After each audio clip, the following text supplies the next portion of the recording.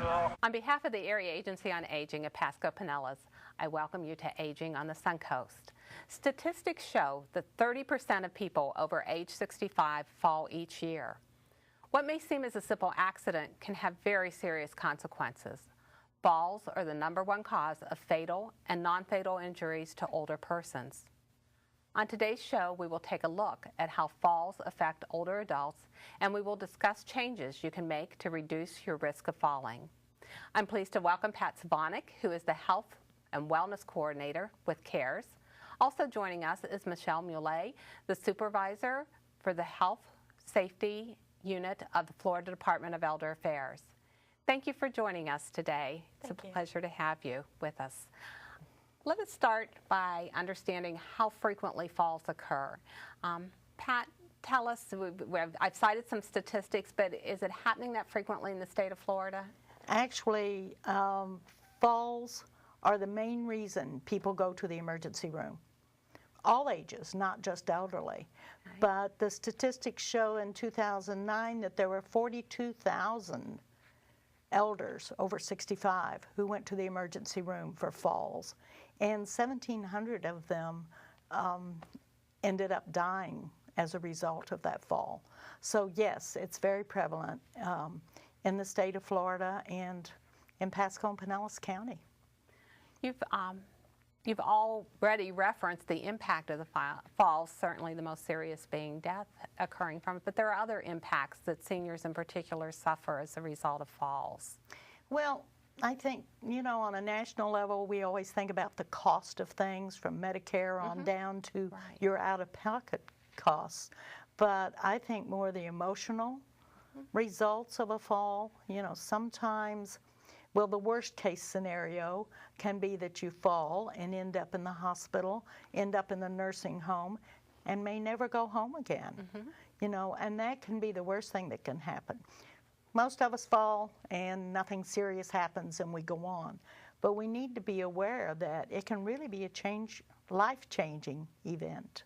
Certainly, there's that possibility of losing confidence in walking. Do you see that it contributes to the loss of mobility in seniors because as they develop a fear of falling, they become extraordinarily cautious?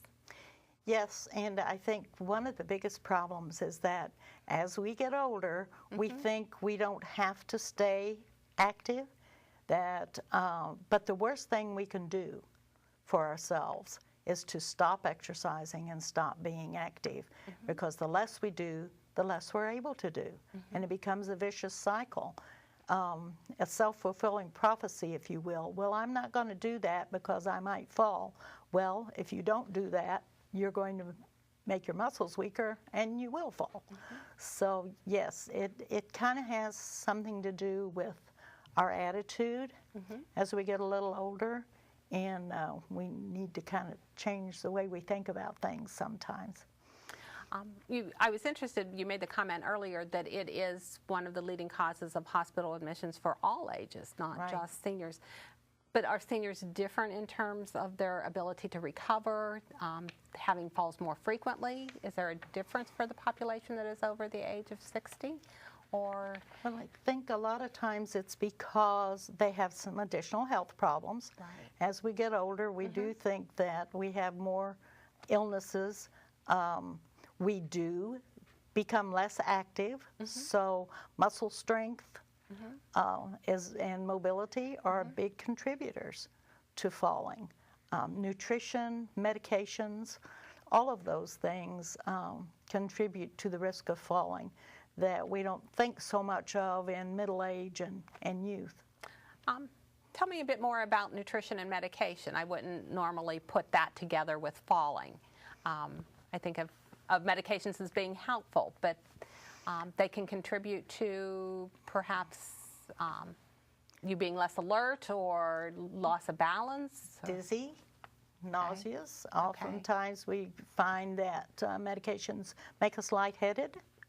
And so when they do, if you're on a new medication and you feel, I always say, kind of out of sorts or off balance, then you need to contact your doctor and let him know this is not the medication for me. There's 1,000 medications, to try to get the right one for you. And the same way, with nutrition, I'm a good example of becoming very lazy since I live alone now, and I don't cook like I should. And so I eat what's handy. And so nutrition can also cause you to become dizzy, lightheaded, and really increase your risk of falling. I would think, too, perhaps vision has an impact on it. And hearing. And how does hearing impact?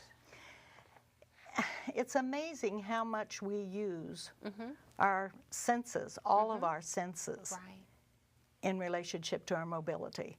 So when your hearing is diminished and your vision is diminished, the lack of feeling in your feet is diminished. All of those contribute. If you don't feel your feet well, you need to be able to hear what's around you. You need to be able to see what's around you. I know I had a physician explain that when you were younger and a football player, if you're in very good shape, if you change terrains as you are walking or running, you can run through different changes of terrain because your body compensates better. But as you age, all of those, your ability to compensate changes. You're not as able to make those adjustments. And the less that you are out of shape, the less able you are to make those adjustments. One of the things that I've learned doing some of these programs that we do is that your ankles are actually what sends the message to your brain about the change in terrain, so that we don't think about the fact that we need to have strong ankles, that we need to exercise and keep those muscles in tone to be able to remain upright when we hit a rough spot in the sidewalk or hit the end of that parking bumper that's sticking out there waiting to catch us. Well, you know, and as a young person, I have not paid attention to, or did not pay attention to, cracks in sidewalks, changes in elevations, but I'm certainly caring for older family members, and now for myself, I become much more conscious of the environment and the impact that it can have upon my ability to stay upright. And I would assume that as you age, if you fall, you're less likely to be able to compensate on the way down, and then the impact, more likely to have broken bones, don't heal as quickly. So it becomes somewhat a vicious cycle. One of the big concerns that I hear when I'm working with older people is they say, how do I get up after I fall? I never say that we can prevent falls, but we can reduce our risk of falling. And if you do fall, then you need to have some strategies for how you're going to get up or how you're going to be helped. We don't want to hear the horror stories of someone laying on the floor for 3 days before anyone found them.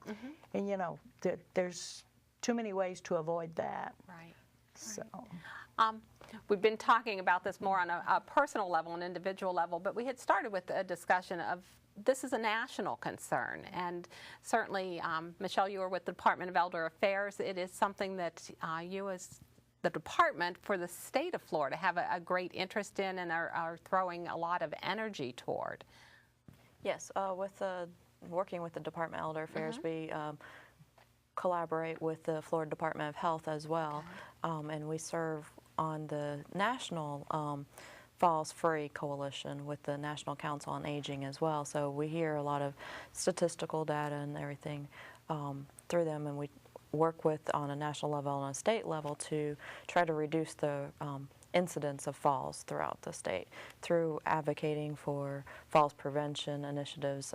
We try to work with encouraging the area agencies on aging and local providers and hospitals to encourage falls prevention evidence-based programming to happen, which we'll discuss later on as far as those programs are concerned. We have found that the Department of Elder Affairs is a great resource for information and just so important to us at the local level. We'll talk about the coalition that we are working with locally, but there is also a statewide coalition, isn't there? There is a statewide falls prevention coalition that, with the collaboration with the Department of Health, one of their goals is to reduce the incidence of falls. So we formulated a coalition a couple of years ago in 2010, a statewide falls prevention coalition. And through that coalition, we have several goals: is to increase the falls prevention evidence-based programming, and we're right now targeting the Tai Chi Moving for Better Balance program. So we've increased the number of instructors throughout the state through the Department of Health's CDC grant funding and the Department of Elder Affairs funding as well. So both state agencies utilizing their funds to provide training for individuals to bring those programs to the local areas. And we're seeing that in our area. You know, we can talk about it at the state level, but because those funds have made those training opportunities available, Pat, you're working with a number of instructors here locally to offer Tai Chi? We have several. We have, I think, 6 or 8 local instructors for Tai Chi Moving for Better Balance.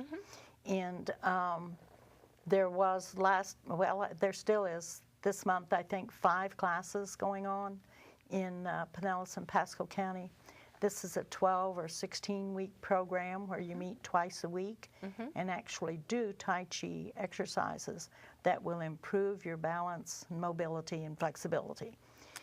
We've seen some great success stories come out of that. And if individuals locally are interested in participating in one of those programs or getting further information, we will be running during this segment of the show the telephone number for CARES, your organization, so they can call and find out about it. And you've mentioned that they were evidence-based. Michele, what does that mean, evidence-based programs? Evidence-based programs are programs that have been designed and researched to be proven to be effective in making healthier lifestyle changes in the individual's quality of life and everything. They're self-management type classes where they're trying to improve their lifestyles. And the Tai Chi Moving for Better Balance is to improve their balance and strength activities. We also have another evidence-based program called a Matter of Balance, which I know you guys are doing here locally as well, and that's to reduce the fear of falling. So those 2 interventions are recognized as evidence-based programs. And so they've been run through a rigorous study that indicates that if individuals participate, they're going to get certain outcomes out of it. These programs have been designed by universities or colleges or research institutes. The Matter Balance program was designed by the Boston University, and the Tai Chi Moving for Better Balance was designed by the Oregon Research Institute. So we've had Dr. Fuzhong Lee come to the state of Florida to provide the training in several different areas of the state already. We have about 100 or so instructors throughout the state, so excellent. Which is great. Excellent. Because that program's growing a lot. So not only is the department expressing their concern about falls, but they are actually putting a structure in place so that we at the local level can offer some strategies and apparently effective strategies. Michele mentioned Matter of Balance, and Pat, that's being offered here locally? Yes, it is. We've done 17 of those programs this year so far, and probably a couple more to do.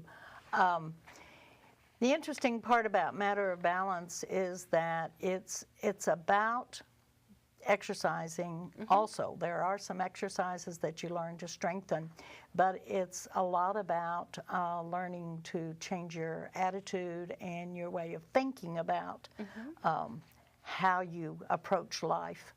I have some charts here that came from the National Matter of Balance that talk about ways you can reduce falls, and when there's pre and post tests. So when the people come in and they're asked, do you know if there's ways you can reduce falls, they will answer, no, I'm not very sure that I can do that. And then the post test, after we've done the 8 weeks or 8 sessions of programs, they are much more sure that they can reduce falls. Pat, this is certainly valuable information. We're going to want to discuss this further. So let's take a break now, and then hopefully our audience will join us after the break to talk about these important programs and what some of the outcomes are.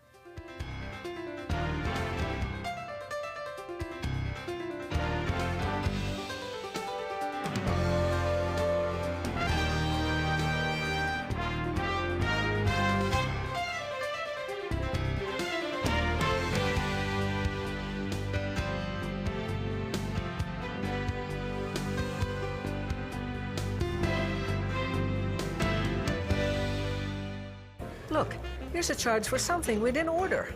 Good catch. I don't think you should ever pay for any bill unless you have first made sure that all the charges are correct. Speaking of which, have you heard of the latest Medicare scams? This happened to my friend. A man came to her door claiming he was from Medicare. He had a smooth line about helping seniors with the high cost of their medicines, but she had to give him her Medicare number right then before the deadline. Well, when she got her Medicare summary notice, it was full of charges for services she hadn't received. Turns out this guy was a scam artist. Medicare already has everyone's number. They wouldn't need to ask for it. Scams like these hurt every taxpayer, draining billions from Medicare and making it harder for people like us to get the health benefits we're entitled to. So I did something about it. I joined the Senior Medicare Patrol, where I work with other volunteers to teach my neighbors how to protect their Medicare numbers, review statements to spot false charges and detect errors, and report suspected fraud. Today we are talking about the serious consequences of falls, and importantly, the actions you can take to reduce your risk of falls. Joining us again for the second segment are PatSovonick, the Health and Wellness Coordinator with CARES, and Michele, Mule, the Supervisor of the Health, Wellness, and Safety Unit of the Florida Department of Elder Affairs. Pat, when we took our break, you were talking about the Matter of Balance program that is offered in Pasco and Pinellas County, and well, first let's talk about the format of the program. Is there a charge for either that program or the Tai Chi program? No, there's no charge. There's no charge for any of the programs that we provide under this particular grant. But the Matter of Balance is 8 sessions, and it can be done once a week for 8 weeks. Most of the time we do it twice a week for 4 weeks. It seems to flow a little better that way. And there's a component of the class that's about exercising, but a part of it is about changing our attitudes. One of the questions is, can I increase my physical strength? And people will say, of course not. You know, I'm old, I can't do that. But at the end, in the post-test, they will say, oh yeah, I can, because I have with the exercises that we've done in this class. And our viewers will be able to see the differences in those responses. Right, you can see on the blue is the pre-test, and the red is the post-test. So the other one that I wanted to mention was, can I become more steady on my feet? And people say, well, no, because I have Parkinson's or I have neuropathy or whatever. But yet you'll see from the chart that at the end and the post-test, they really can become more steady on their feet. And part of the problem that we run into is people wanting to know if they can get up when they do fall, if they fall, you know. Is there a way that I can get up? And many times they'll say, well, of course not, you know. But we do some techniques, some strategies during this program that helps them to believe that they really can get up if they've fallen. And you have a chart also that shows the difference in attitude about that they've really gained some knowledge and some confidence during these 8 sessions. And we've seen at our department the successes across the state for the programs. And one of the success stories that stands out is one of the seniors had mentioned that they went into the program with a walker, and by the end of the 12 weeks or the 8 weeks for either program, I don't remember which program, but they were walking without their walker. So we have seen some successes as a result of these programs. So that's a substantial success. So, and what I'm hearing you say here is these programs aren't necessarily for individuals. Well, they're for everyone. You're not precluded from the program if you have some physical challenges. It's really meant for those individuals to learn to compensate, to have strategies. People in wheelchairs, you know.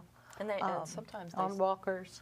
Sometimes they start off just sitting, doing some of the exercises, and they Okay. graduate from sitting to standing, doing some of the exercises. So these exercises can be done both ways. Is that true for the Tai Chi program Right. also? Right. Okay. It's interesting. Excellent. I asked one gentleman how he thought of the Tai Chi program, and he said, "Oh, I love it. I can drive better now."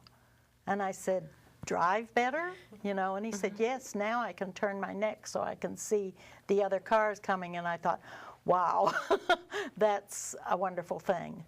But that is very true, that when Right. you lose that range of motion, we take those skills for granted until we Right. begin to lose them. And if through the exercise, and the Tai Chi program is more concentrated on the exercise piece. Okay. It's strictly 8 forms of Tai Chi that have been specifically chosen because they are geared towards balance and flexibility. Now, I know there's many forms in Tai Chi, but the 8 forms that have been selected through this evidence-based study are ones that have been chosen because of their ability to help you improve your balance.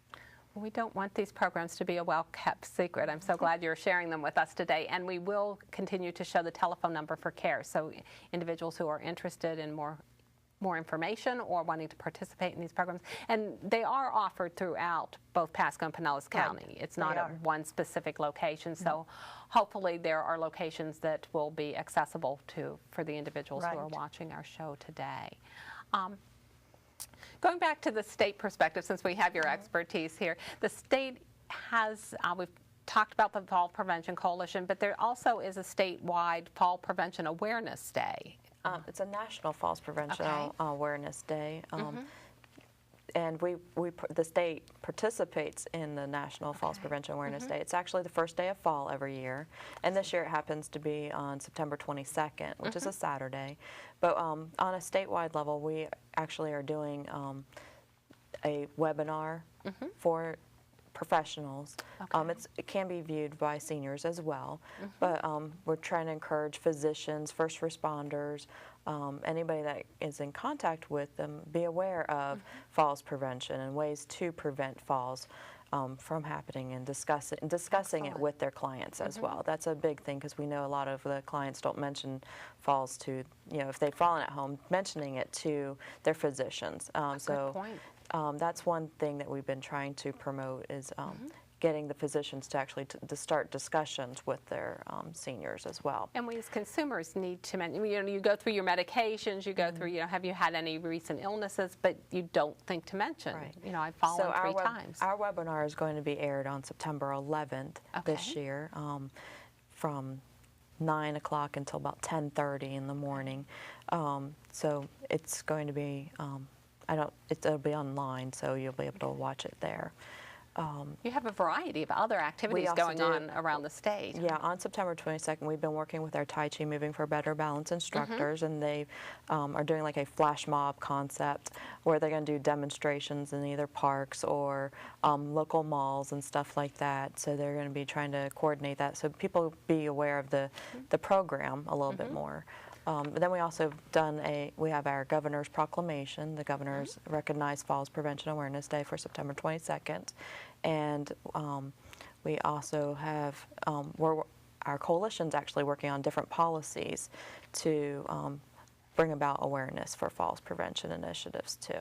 So we're attacking this at many levels, from the Yes. policy level, from the statewide perspective to the local level, make a difference in one individual's life, but really trying to get the word out about the seriousness of the problem and taking steps to. We also are doing, I'm wearing our yellow ribbon. We're distributing yellow ribbons out for Falls Prevention Awareness Day.